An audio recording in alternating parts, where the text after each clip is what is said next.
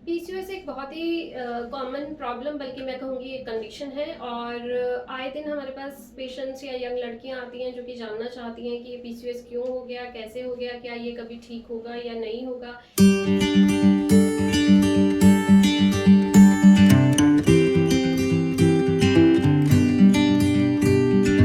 मैं डॉक्टर पूनम मगू हूँ और मैं लगभग 15 साल से ज़्यादा हो गए हैं मुझे दिल्ली में प्रैक्टिस करते हुए। माता रूप रानी मगू हॉस्पिटल में मैं हेड ऑफ द डिपार्टमेंट हूँ, गायनी ऑल्सो। पीसीओएस जो होता है एक तरह का कंडीशन है जिसमें ओवरीज में काफ़ी सारे एग्स रहते हैं। जैसा कि आप देख सकते हैं नॉर्मल ओवरी ऐसे दिखती है और पीसीओएस की ओवरी ऐसे दिखती है। पीसीओएस की ओवरीज में बहुत सारे एग्स रहते हैं और एक लेमैन लैंग्वेज में अगर मैं कहूँ तो इन सारे एग्स में आपस में कंपटीशन रहता है जिसकी वजह से कोई भी एक एग बड़ा नहीं हो पाता। तो इस चीज़ का क्या मतलब है, इसे समझने के लिए मैं आपको ये बताती हूँ। नॉर्मल ओवरी में 1 महीने के साइकिल में यूजुअली एक एग बनता है। एक एग बनने में 10-12 दिन का टाइम लगता है जो लगभग 13वें-14वें दिन जाके रिलीज होता है। रिलीज के टाइम पे अगर कॉन्टैक्ट बनता है, स्पर्म से फर्टिलाइजेशन होता है तो प्रेगनेंसी हो जाती है जिसका रिजल्ट हमें 14 दिन बाद देखने को मिलता है। अगर ये एग फर्टिलाइज नहीं होता है तो 14 दिन के बाद पेशेंट को पीरियड आ जाता है। अब आइए पीसीओएस की ओवरीज देखते हैं। इतने सारे एग्स हैं जैसे मान लीजिए अंगूर का गुच्छा हो, लेकिन ये सारे एग्स एक तरह से आप कह सकते हो इनमें हार्मोनल इम्बैलेंस का सिचुएशन रहता है। आम भाषा में आप इस तरह से समझ सकते हो कि सारे एग्स में कंपटीशन है लेकिन कोई भी एक एग दूसरे एग को बड़ा नहीं होने देगा। तो कोई भी एग बड़ा नहीं होता है, रिलीज नहीं होता है, जिसकी वजह से आपको टाइम पे पीरियड नहीं आता है और एग रिलीज नहीं होगा तो प्रेगनेंसी भी ऑब्वियसली नहीं हो पाएगी। तो लेकिन पीसीओएस में कई बार लोग अपने आप भी कंसीव कर जाते हैं क्योंकि पीसीओएस में ऐसा भी कोई फिक्स पैटर्न नहीं है कि एग रिलीज ही नहीं होगा।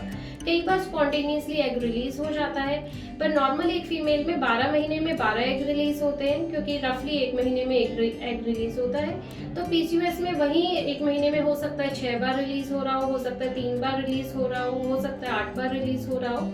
तो ऑल ओवर प्रेगनेंसी के चांसेस थोड़े कम हो जाते हैं और कई बार पीसीओएस में कुछ पेशेंट्स ऐसे भी होते हैं जिनमें एग रिलीज होता ही नहीं है, साल में 1 या 2 बार एग रिलीज होता है या होता ही नहीं है। वो पीसीओएस की सिवियरिटी पे डिपेंड करता है कि कितना हार्मोनल इम्बैलेंस है। तो इसको हम 2 तरह से डिस्कस करेंगे आज। एक तो अनमैरिड पेशेंट्स जिनको कि प्रेगनेंसी का कोई दिक्कत नहीं है लेकिन उनको पीसीओएस से प्रॉब्लम है कि उनके पीरियड्स डिले होके आते हैं। इसके अलावा अगर पीसीओएस का प्रॉब्लम ज़्यादा है तो आपको एक्ने हो सकता है, फेशियल हेयर का प्रॉब्लम हो सकता है और थोड़ा बहुत आपको वॉइस में चेंजेस और इस तरह की अगर एक्सट्रीम कंडीशन है तो फेस हो सकता है। तो अगर आप अनमैरिड हैं और अगर आपको फेशियल हेयर और एक्ने का प्रॉब्लम नहीं है तो प्रॉब्लम एक तरह से बहुत छोटी है। सिर्फ पीरियड्स इरेगुलरिटी की बात है तो आपको 21 डेज की पिल्स डॉक्टर प्रिस्क्राइब करेंगे जो कि आपको हर महीने लेते रहना रहेगा।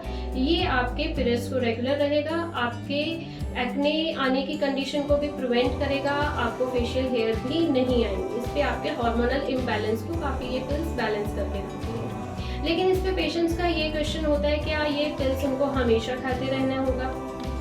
देखिए अगर आप ये कुछ साल लगातार खाते हैं पिल्स तो ऐसा कोई हार्मफुल इफेक्ट इनका नहीं होता है, इसकी बजाय आपको इसके बेनिफिट्स ज़्यादा मिलते हैं। और दूसरा चीज़ एज के साथ पीसीओएस अपने आप कई बार ठीक हो जाता है। तो जब तक आपकी मैरिज नहीं हो जाती या जब तक आप प्रेगनेंसी प्लान नहीं करते हैं तब तक आप इन पिल्स का सेवन कीजिए। इसके अलावा वेट का भी रोल होता है पीसीओएस में। आप अपना वेट कम रखिए जो कि आपको पीसीओएस के हार्मोनल इम्बैलेंस को ठीक करने में हेल्प करेगा। जितना आप वेट पुट ऑन करेंगे उतना पीसीओएस का प्रॉब्लम बढ़ता जाएगा।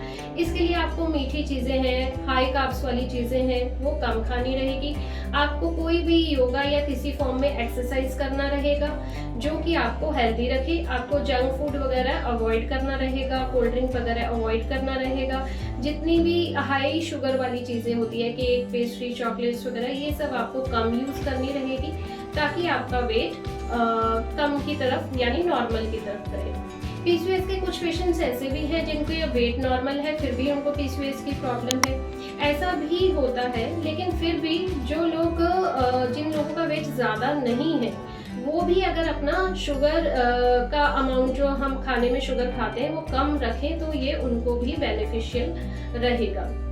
और इसके ट्रीटमेंट में हम मेटफॉर्मिन देते हैं, जो कि क्योंकि ये देखिए पीसीओएस एक तरह का हार्मोनल इम्बैलेंस है और सारे हार्मोन्स बॉडी के आपस में कनेक्टेड रहते हैं। इंसुलिन भी एक तरह का हार्मोन होता है जो कि शुगर कंट्रोल करता है, ये भी पीसीओएस के हार्मोन से कनेक्टेड रहता है। तो इसमें जो मेडिसिन दी जाती है वो डायबिटीज़ के ट्रीटमेंट में भी दी जाती है। इस पे भी कुछ लोग क्वेश्चन करते हैं कि हमें ये मेडिसिन क्यों दी जा रही है, क्योंकि वो मेडिसिन इंसुलिन को अफेक्ट करती है तो कहीं ना कहीं आपके पीसीओएस के हार्मोन्स को भी ठीक करती है। तो वो मेडिसिन का यूज़ करना रहता है कुछ महीनों के लिए, आपको 21 डेज का पिल्स लेना रहता है। और अगर आपको फेशियल हेयर एक्ने की प्रॉब्लम है तो जो ये मेडिसिन पे आप रहेंगे तो उससे आपको नए हेयर और नए एक्ने तो नहीं आएंगे, लेकिन जो पुराना एक्ने का प्रॉब्लम है या पुराना फेशियल हेयर का प्रॉब्लम है उसके लिए आपको लेज़र या डर्मेटोलॉजिस्ट के पास जाके अकॉर्डिंगली ट्रीटमेंट लेना रहेगा। अब हम बात करते हैं अगर आपको फैमिली प्लान करनी है। फैमिली प्लान करनी है तो आपको ये 21 डेज की पिल्स बंद करनी रहेगी। उसके बाद अगर आपका हम अल्ट्रासाउंड में चेक करके बताएंगे कि अगर आपका एग अपने आप से रिलीज होता है या नहीं। अगर आपका एग अपने आप से नहीं बन रहा है, नहीं रिलीज हो रहा है, तो ऐसी मेडिसिन आती है जिनसे कि एग ग्रो किए जा सकते हैं। ऐसे इंजेक्शंस भी आते हैं, पहले हम टैबलेट्स देते हैं, टैबलेट्स पे भी एग नहीं बन रहा है तो फिर इंजेक्शंस आते हैं जो कि एग बनाने में हेल्प करते हैं। मान लीजिए कि आपका इससे एग बन गया और आपको प्रेगनेंसी हो गई, जो कि ज़्यादातर पेशेंट्स में होता है पीसीओएस में, लेकिन कुछ पेशेंट्स में पीसीओएस का प्रॉब्लम ज़्यादा होता है, वो लोग एग और इंजेक्शन को रिस्पॉन्स नहीं देते हैं। ऐसे केसेस में एक ओवेरियन ड्रिलिंग करके लैप्रोस्कोपी का प्रोसीजर होता है जिसमें कि पीसीओएस को हम थोड़ा ठीक कर देते हैं। ओवेरियन ड्रिलिंग में हम एक तरह से आप आम भाषा में समझाओ तो जो थिकनेस होती है ओवरी की उसको थोड़ा कम कर देते हैं जिससे कि एग रिलीज में हेल्प मिले। और इसके अलावा एक लास्ट ऑप्शन रहता है आईवीएफ का। तो आईवीएफ पे जाने से पहले आप ओव्यूलेशन इंडक्शन, फॉलिकुलर मॉनिटरिंग, जिसमें कि हम अल्ट्रासाउंड में चेक करते हैं एग रिलीज के लिए। ओव्यूलेशन इंडक्शन मीन्स हम आपको एग बनाने के लिए मेडिसिन और इंजेक्शन देते हैं, वो सब ट्राई कर सकते हैं। अब उसके बाद आपको ओवेरियन ड्रिलिंग के लिए जाना चाहिए या आपको आईवीएफ के लिए जाना चाहिए, ये आप पे डिपेंड करता है आपका एज कैसा है, आपके बाकी के फैक्टर्स कैसे हैं, आपकी ट्यूब्स कैसी हैं। तो उसके लिए आपको डॉक्टर से कंसल्ट करना रहेगा कि आप ओवेरियन ड्रिलिंग के लिए जाएं या आप आईवीएफ के लिए जाएं। अगर आप हमसे कंसल्ट करना चाहते हैं तो अपनी रिपोर्ट्स आप इस नंबर पे व्हाट्सएप कर सकते हैं फ्री कंसल्टेशन के लिए, और हम उसका जितना जल्दी हो सके आंसर करने की कोशिश करें।